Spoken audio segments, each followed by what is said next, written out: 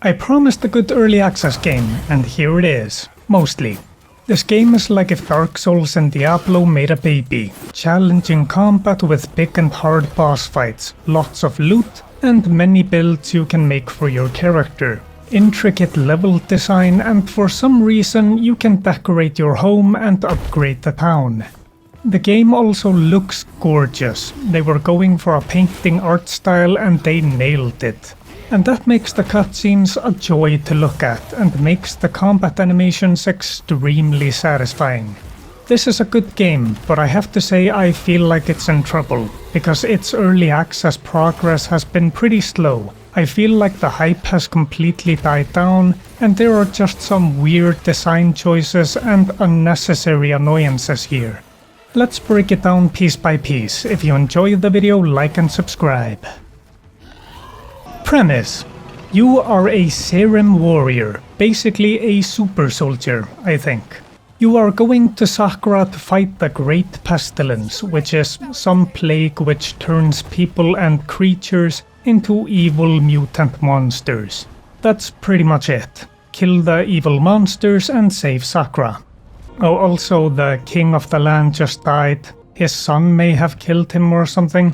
And he's buddies with the church TM, and the leader woman for that seems evil, so that's intriguing. But you're just here to kill monsters, it's not your problem. Gameplay. Let's start with the good part, the combat. You have your standard attack, it's ranged or melee based on the weapon.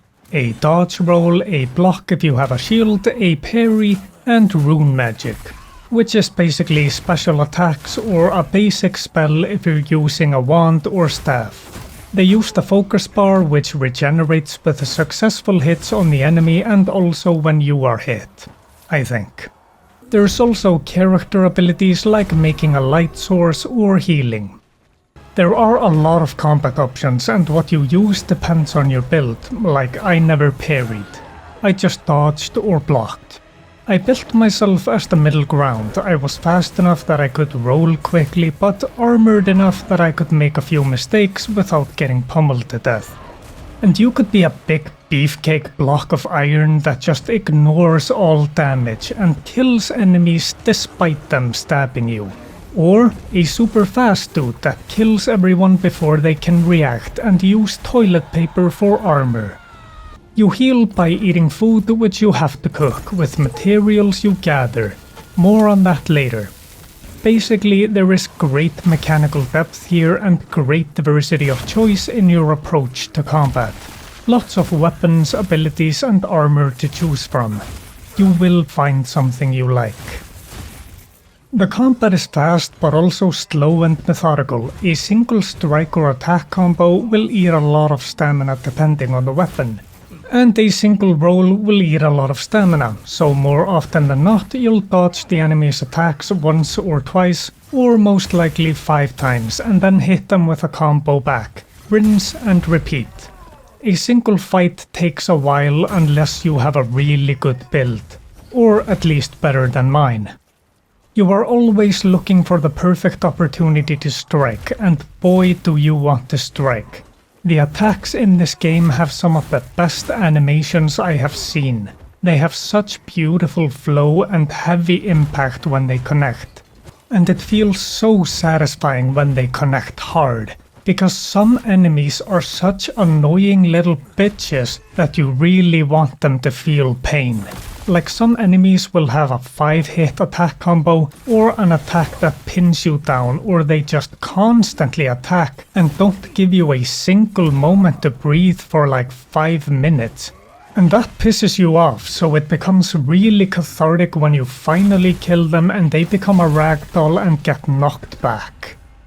Every hit feels earned, you have to work for it. Most enemies do not have a big window of opportunity to hit them, so you have to be alert, especially when you have multiple enemies. You are memorizing attack patterns and learning when you can strike, and the whole process is very reflex heavy. But again, you can build yourself to completely ignore that. Like ignoring damage with heavy armor, or just being a ranged boy. You can cheese a lot of the game with ranged attacks.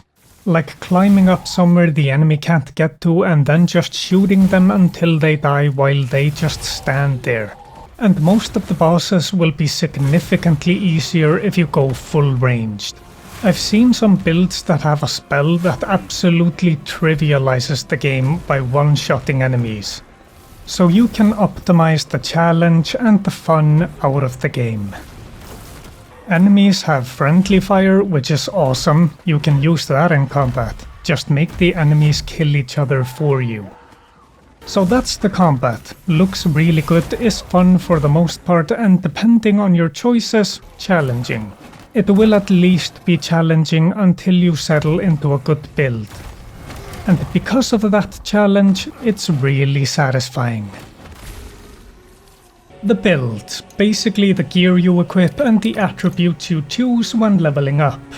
Let's start with the attributes. There are 8 of them and I like to think of it this way. There are 4 character stats and 4 weapon stats. The character stats are health, stamina, focus and equip load. Increase stamina and you have more stamina. Wow. Equip load is so you can equip heavy armor and still roll fast. The weapon stats are strength, dexterity, intelligence and faith. These only affect your damage with a weapon. If your stats are under a weapon's requirement, then you will deal severely reduced damage with that weapon. It's a fine system. There's no added benefit to a weapon stat, so you don't feel like you're missing out on something from strength if you go for an intelligence build. It's designed to give you freedom of choice for what kind of character and weapon you want. But the max level is 30 and only so many stat points to go around. So you're gonna have to make some trade-offs. Like it's gonna be hard to be a hybrid between strength and intelligence and have high health and stamina and have high equip load stats. You're only gonna be able to do some of those things. It's also important to note that if your weight class becomes heavy from all the armor, then you can do a shoulder charge. You can't do that in the lower weight classes. So maybe fat rolling isn't so bad.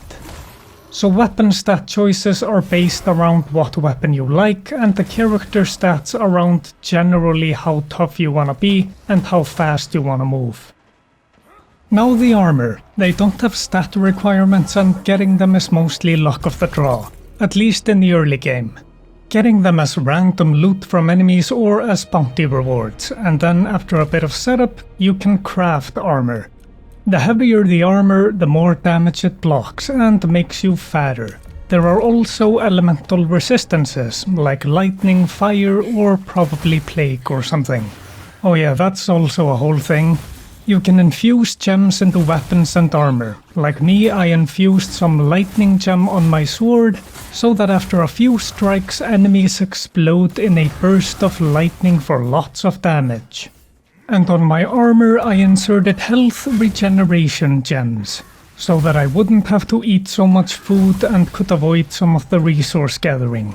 You could also enchant weapons and armor, which gives you the same benefits as gems, but random.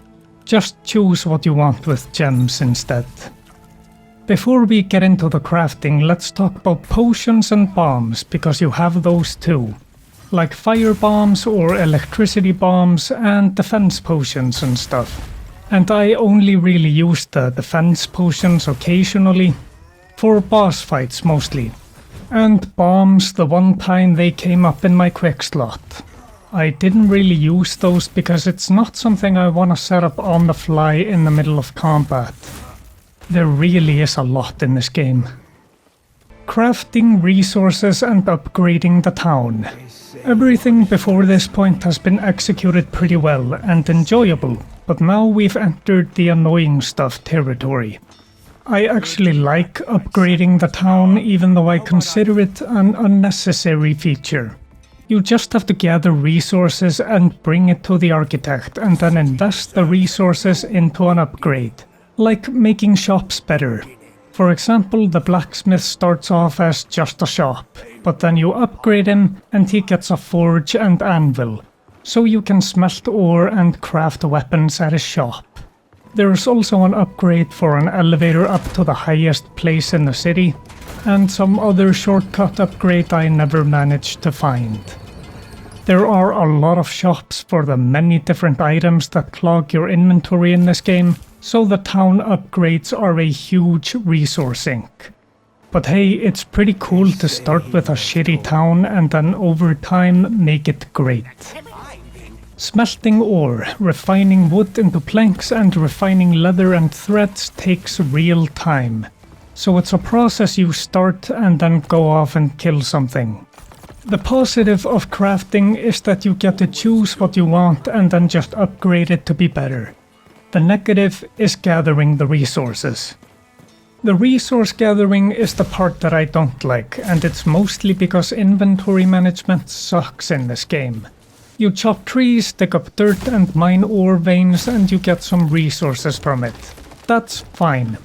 But you get a low amount each time, and even worse, the inventory is very limited, especially when you haven't expanded it. So you get full very quickly and you can't pick up everything you've gathered. And each stack takes its own slot and there is more variety in crafting resources, potions and miscellaneous stuff than the maximum amount of slots you can get. So you're always gonna have to leave something behind, but there is storage apparently. So you could just dump everything in chests and get it when you need it. But I don't have the crafting recipe for the storage, and the carpenter never sells it. So after 50 hours in the game I haven't gotten storage. Except for the community chest, which is really out of the way. It would take me like 1 to 2 minutes to run from the town checkpoint to the chest, which is just unnecessary time wasting. Just have it next to the checkpoint. This is also the case with the storage chests I would make. I would have to put them in my own house, and all the housing choices are in places that are an annoying distance away from the main area, where you do all the crafting and upgrading. But I could tolerate this because combat is fun, but it's made even more annoying by how you upgrade your inventory. You upgrade your inventory, weapon, tools, rings and rune slots at the Watcher with Plague Ichor, which you can only get from bosses. There are 7 of those in the main game, or weekly quest bosses, which means like 3 a week, and you need 13 or 16 total to upgrade everything. But there are methods for farming Plague Ichor. One is to create new realms and go kill the first boss and go through a cutscene, and I hate that. I don't want to create new realms, I want to find more in my current one. And there are some other methods I've seen online, and I tried one and it didn't work anymore. And I don't want to go around chasing ghost stories for something that has probably been patched out. I just want a concrete path, a challenge to get more Plague Ichor that doesn't have some weird time gate. This is a live service grind system to keep you returning weekly for Plague Ichor, and then on top of that you have to research every crafting recipe, which means gathering a lot of paper to unlock everything.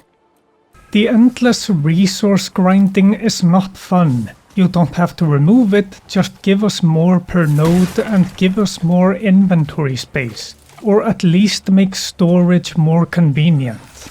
The good part is you can ignore it and just go for random loot and the bounty loot, but then it's random and you don't get what you want.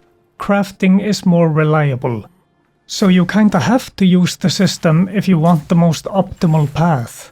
It's just an annoyance.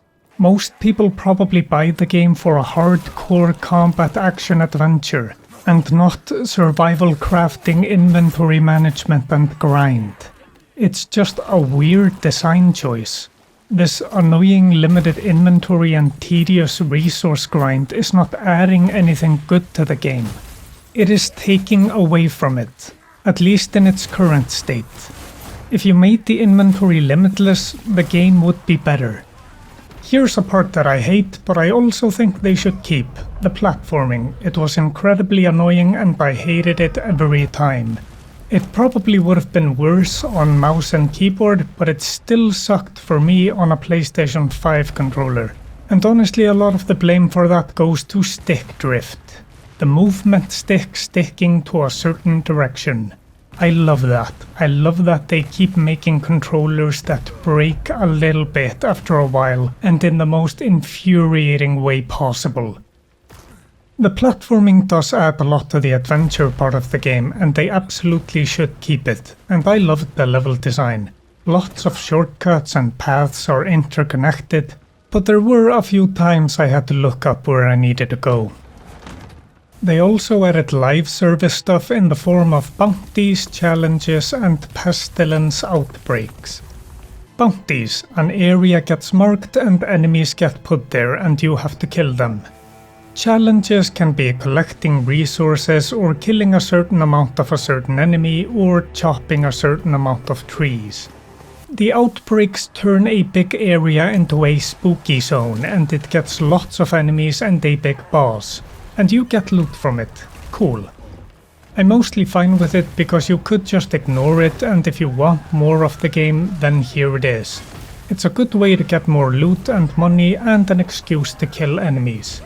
I actually kinda like it, because more content. But I still think it's weird that it's here. There's also the Crucible, which is a roguelite mode in the game, and that's kinda cool. You get a resource in it and get to pick stat bonuses or cool power-ups, fight through a bunch of levels and then fight a really hard boss. It's good. And that's the gameplay. Really good combat and interesting exploration. But to make good builds and gear you're gonna have to do a lot of grinding. Spending a lot of time chopping trees and mining and dealing with inventory management that will probably annoy you. But overall, the gameplay is good. Story. The presentation is really good, the visuals are beautiful, every frame of a cutscene could be its own oil painting that you hang up on your wall. The movement and lip sync of characters is good and the voice acting is great. The story is about this monster plague that's hitting the island, which is the A plot. And then there's the B plot, which is the political story, and then there's the C plot, where it's, oh, what happened to the Serim? Did they go crazy and die off? And yeah, all of it's good, and I'm interested, but the part that I really love is that the political story is unfolding around the Serim, and he just stands there silently like Mike Wachowski waiting until he can swing his sword at something again. Finally, a character that represents me. Yeah, the story is good. Conclusion. In the last video I said I wanted to stay away from early access games, and I do want to stay away from them, but I also want to make videos on games like this, so I can tell the devs, hey, you are fucking up, remove the bad parts and keep only the good, please. And the difference between an early access game and a fully released game has become very thin. A fully released game can be extremely buggy and as poorly developed and thought out as an early access game. And a fully released game can get a massive update that fundamentally changes the game. And an early access game can stay as pretty much the same game and then release with very little changing except just more content. You can't review a game based on the promise of what the game might be one day. You can only review it based on the product that you can buy for valuable money and play right now. If you buy something, it should be worth your money right now. They are full releasing the game in October, so there is a slim chance that the game will change much before then. Its release announcement certainly generates hype, and that's good, but I just feel like the tedious parts of the game drag the really great parts down too much. It's a really great action-adventure RPG, but they added live service stuff and survival crafting mechanics that are just poorly executed in my opinion. And they don't really fit here for what kind of game this is. It feels so antithetical to the main part of the game. And I feel like these annoyances will turn a lot of people off who would have otherwise really liked the game. But I feel like they could easily make this feel way better by just making the inventory management not really annoying. They should really work on this before releasing the game, otherwise it might be in a bit of trouble. Or at least weird people out, so that they just avoid those parts like the plague. Then they beat the game and then don't play it again because they keep remembering the annoying parts, when if it weren't for those parts, this would be a replay every year kinda game. At least for me, once I had progressed to the end of the current story, I pretty much stopped playing. Because the thought of resource grinding and doing daily and weekly quests just sounded exhausting. In the genre of top-down action games, it's one of the best. Gorgeous animations, a great art style, really satisfying combat and an interesting world. I recommend the game, it's a great game, but man, those annoyances hold it back. I give the game one of those flower pots or something for your house. Out of a small skull, best item in the game, hands down.